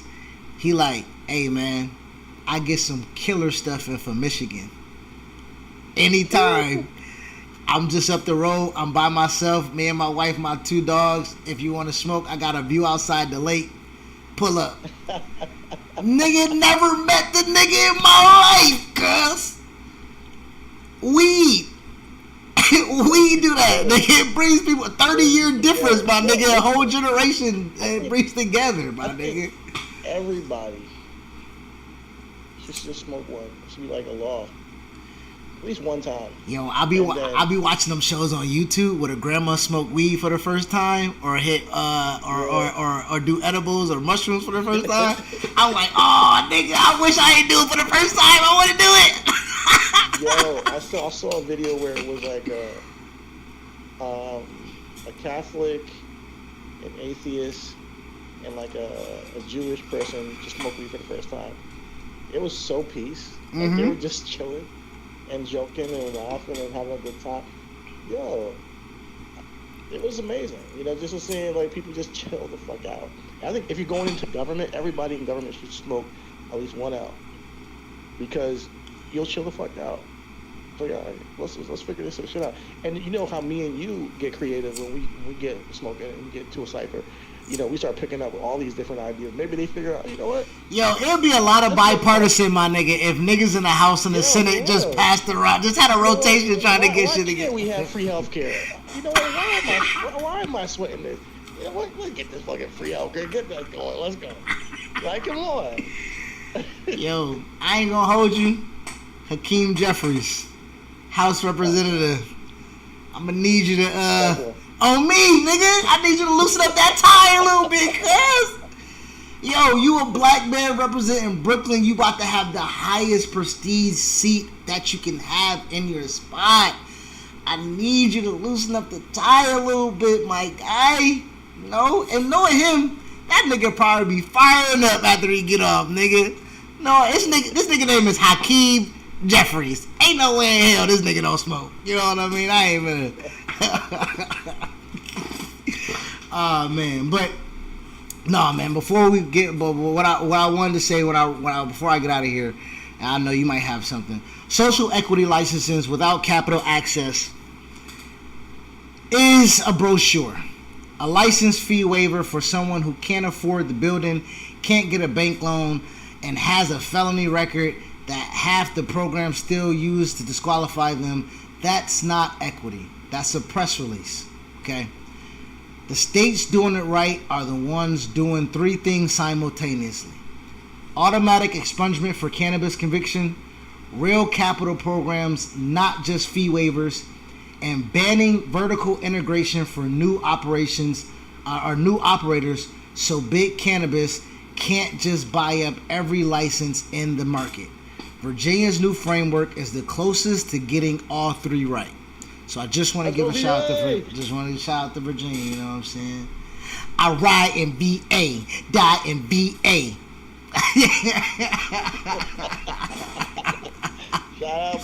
Shout out Push. Nigga was in economy class too. If I'm flying online, I fly me economy seat. If I'm lying, I'm flying about it. I bet I know who I see, nigga. Man, I was in basic. Yeah, nigga, you not Pusher, nigga. I ain't gonna hold you. If you ain't Rick Ross. If I see y'all asses at the airport, nigga, I'm clowning, nigga. I don't give a fuck how much money your ass saving, bitch. Don't see me in the airport, nigga. Crazy right now. You said what? Listen, this jet fuel is going crazy right now. The price stuck out the wazoo. I don't blame these niggas. I'm gonna get there, right? It's point A, point B. Fuck it. I ain't going private today. It's just waste of money. Like, come on now. Oh man. Yeah, especially Ross. He went to like Columbia, South Carolina, nigga. Yeah, fuck it. I'll take the Spirit line there, nigga, on me. I'm nigga. This nigga stopping through Beaufort, nigga. Yeah, we act like they're not real people. They're real people too. I ain't gonna hold you, nigga. The people that come from South Carolina, respect. I don't want to alien nobody. Respect the South Carolina. Respect the South Kakalaki. South Kakalaki.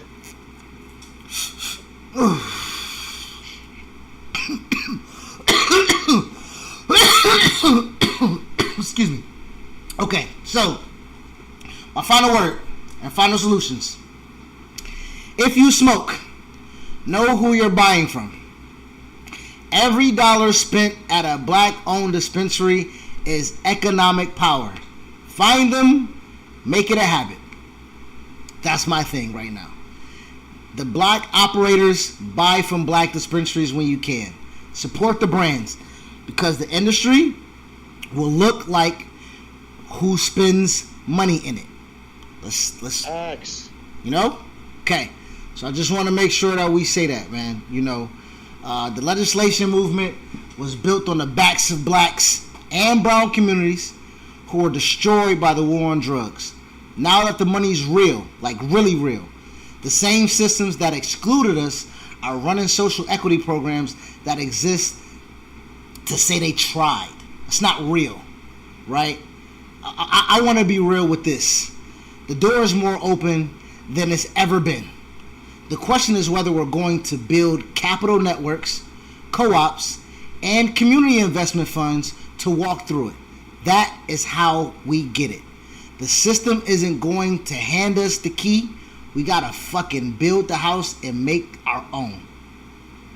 Yep. So, after 53 years of being a Schedule 1 drug, it's now a Schedule 3. The same flower, different owner. Make sure some of those owners look like you and I. Let's go. Got any last words, my guy? Smoke some. Bitch. And like that, man, we got Conspiracy Corner tomorrow. Honestly, I might do a part 2 on this of Conspiracy Corner of the black and brown community and how cannabis was demonized. Or I also had a few other things in mind. When Chidi get back home and we get back situated, we got a very special Charlie Kirk Conspiracy Corner that we cooked up that we gonna fuck around with. I got some C tier things that I can kind of maybe do. So you are doing a conspiracy theory? I won't be here. Okay, all right. Well, so he's not gonna be here. Okay, so Chi's not gonna be here. Yeah, fuck it. So since I got a confirmation, a hard confirmation that she's not gonna be here tomorrow. Tomorrow will not be a conspiracy corner. Tomorrow might be me streaming playing 2K, nigga.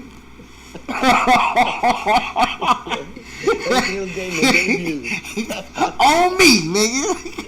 Y'all about to see me rage quit like a motherfucker, nigga. You chop on Rivals tomorrow. Shit, the patch comes out. Oh my god. Yo. This is crazy. Alright, so fuck it. That's what we gonna do. I'm gonna have Chidi walk me through how to set up OBS so I can stream from... I can't do it. Get the game capture. If you can find a game capture, learn it. Because I don't know how to use a game capture. No, you rather than using two Twitches, which is what I was doing, which is like a delay of a delay, you can use a game capture and capture your game directly to the feed. There we go. Yo. Figure it out. I don't know how to do it, but figure it out. I think you can do it. All right. Yeah, shout out to Gemini and Claude. They can help you out. All right, bet. I'm gonna do my due diligence tonight and tomorrow. I'm gonna figure out this. Tomorrow we gonna debut Everything Is Gaming. I'm gonna be on 2K, Madden, Rivals. You gonna see me losing all of them, nigga. That'll be fire. So we're gonna get a couple gaming clips out, that'll be fire, But tomorrow I got a graduation party for my niece, so I want you guys to understand it's important to take time with the family. As much as hard as you work, take time with the family when it's time to do, and take these moments because they don't always come by. And so I'm gonna take tomorrow. I'm gonna do that, and I'm gonna practice what I preach because I'm a workaholic. Chris knows. I'm going to practice what I preach. I'm going to sit down with the family, and we're going to celebrate one of ours going to college, and it's a huge day. So absolutely, are we doing that? Huh? I said absolutely. Congratulations! I congratulate going to college. Come on now. She's a Wolverine, Michigan Wolverine out here, full scholarship. Yo, so proud of her. Yes, shout out to Joelle, man. She's a really a savant. I'm proud of you. Bro, you got some fire in that family over there, bro. You got your sisters, you got your nieces, you got your nephews. Like, you know what I'm saying? You haven't even met the half of them. It's crazy. Nigga just got a slice of the pie, my nigga. You know what I'm saying? You know the Madden gang, but there's a whole other side of this joint. Yo, shout out to the family, man. Shout out to Rashid. Shout out to DeAndre. Shout out to Malachi. Shout out to Zuka. Shout out to the whole family, man. Yeah, sad to everybody. Yeah. But yeah, man. Anything else we got before we get up out of here? No, man. No, I think that's it. I think that was a pretty good show. Let's get us out of here. I think. Yeah. Sorry for the technical difficulties. Obviously, I'm out of town. But we'll be back tomorrow for Everything Is Gaming debuts, and then on Monday we'll be back with the week that was, or the week that it, the weekend that is, yeah. Weekend that was. Yeah, we're workshopping everything right now, nigga. This is my first week producing, nigga. I'm sweating like a hoe in church. No, nigga. listen, no. Give a like and comment for my boy Chris for really producing this week for the first time and doing everything to make the show flow and learning OBS and all the stuff that he put together on his end and getting a new dual monitor and setting his shit up. So please give him all the props. Hit the like button for him. Hit the comment for him. Subscribe to this bitch because he put a lot of work in.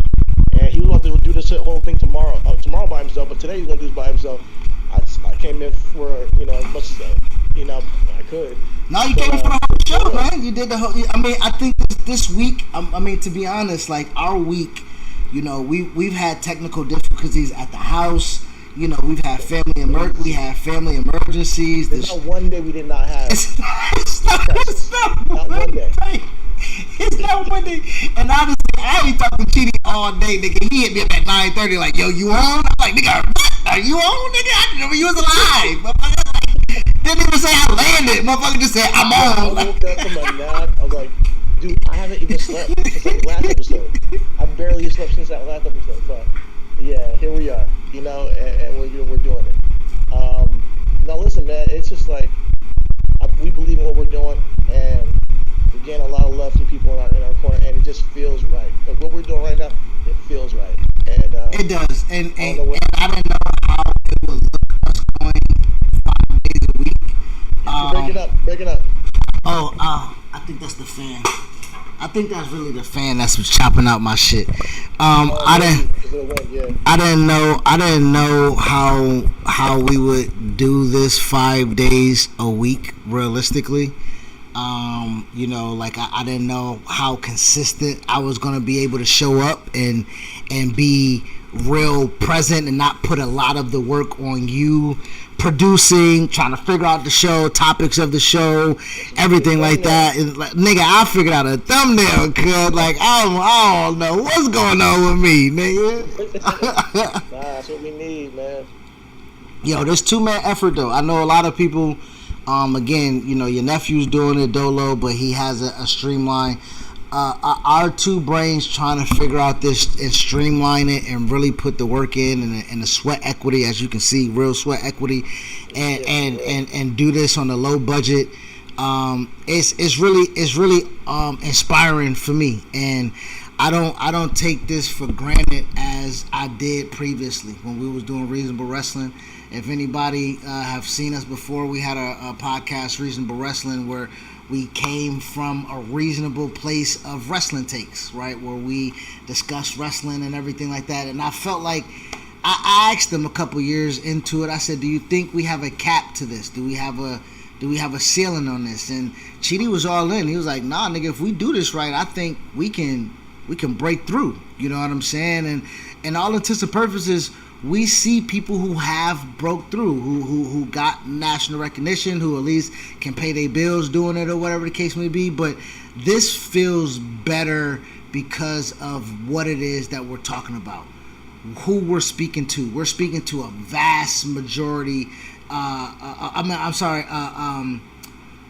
A vast differentiation of our audience, whether it's conspiracy corner, whether it's cannabis culture, whether it's pop culture, hip hop culture, whether it's historical deep dives on the Power Memo, whether it's Knicks, where we live talking about Knicks, watching it, like we have this feels culture. You got Marvels and Marvels, yo. X-Men 97. Yo, did you, before we get out of here, did you see that episode? I watched most of it. I didn't finish it yet. At the end, I'm at the very end, and my fucking plane took off. I was like, fuck. Okay. I had to wait till I land. Okay. Finish that episode. get into the group chat, and then we'll talk about it on Monday when we get together. bet. When we get together on All right, Monday, bet. we'll talk about X-Men 97. For sure. All right, everybody. Appreciate y'all, guys. man. Thank you for tuning in. It's been Everything Is, where we talk about everything that matters. So as you just mentioned, we are the zeitgeist, and we are the culture. Keep loving your hearts and spirits. Everything is everything. We'll see y'all next week. I'll see y'all next week. You might see y'all tomorrow. But I'll see y'all next week. Peace out.